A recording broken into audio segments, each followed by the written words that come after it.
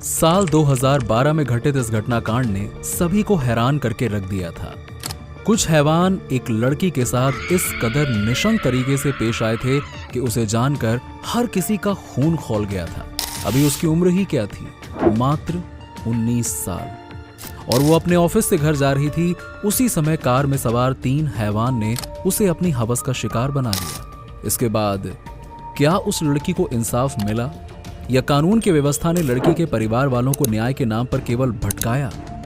इस पूरे घटना पर आपके सामने रोशनी डालेंगे, इसीलिए वीडियो बहुत इंपॉर्टेंट है। इसीलिए वीडियो को आखिरी तक जरूर देखिएगा, और यदि आप नए हैं तो चैनल को सब्सक्राइब करके बेल आइकन जरूर प्रेस कर दीजिएगा।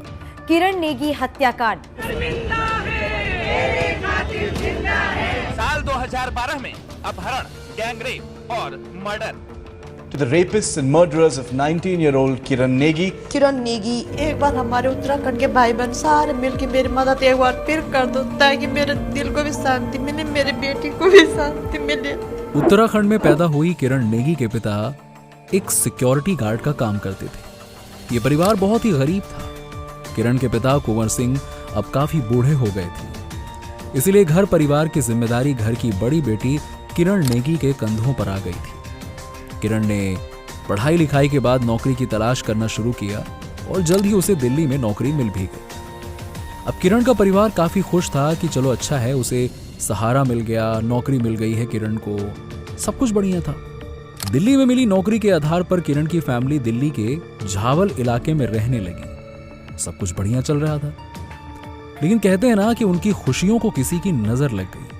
यूं तो देखा जाए तो किरण नेगी घर के बड़े बेटे का फर्ज निभाकर अपने घर परिवार को चला रही थी, लेकिन उसका यह दुर्भाग्य था कि वो एक लड़की थी और समाज में बैठे चंद हवस के दरिंदों की नजर उस पर पड़ गई। 9 फरवरी।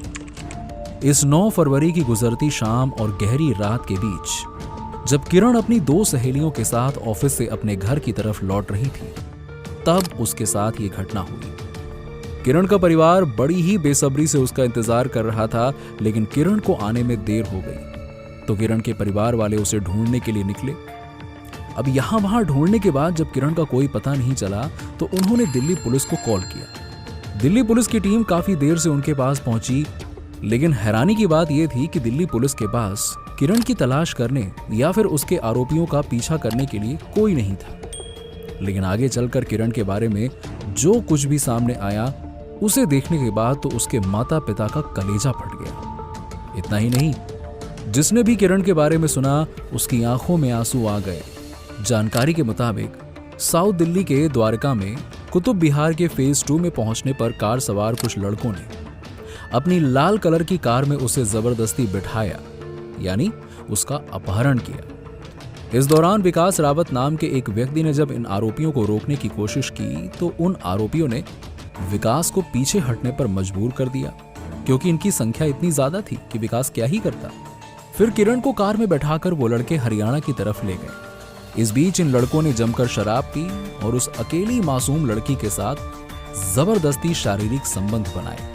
इतना ही नहीं, उसके बाद इन शैतानों के सर पर हैवानियत सवार हो गई और उन्होंने किरण के साथ दरिंदगी की तमाम हदें पार कर दी। किरण के साथ बलात्कार करने के बाद कार में रखे औजारों से किरण की पिटाई की गई। किरण के प्राइवेट पार्ट्स के साथ भी काफी दरिंदगी की गई। शरीर पर जगह जगह दांत से काटने और नोचने के निशान थे। इसके अलावा शरीर को जगह जगह सिगरेट से जलाया गया। इनके आगे किरण रोती रही, गिड़गिड़ाती रही, जान बचाने की भीख मांगती रही, लेकिन इन आरोपियों का दिल नहीं पसीजा।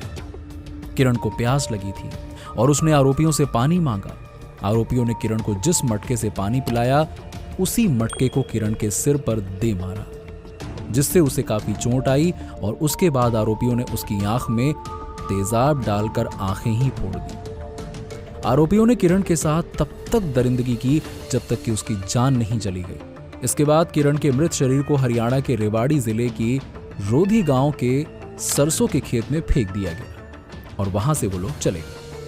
डीएनए रिपोर्ट और दूसरे सबूतों के बेसिस पर पुलिस ने इस मामले को सुलझा लिया। पुलिस ने अपनी इन्वेस्टिगेशन में पता लगाया कि अपहरण के 4 दिन बाद आरोपी राहुल उसी कार में मौजूद है, तो उसे हिरासत में ले लिया। और उससे पूछताछ की गई तो उसने अपने भाई रवि और विनोद का नाम लिया, जिन्हें गिरफ्तार किया गया।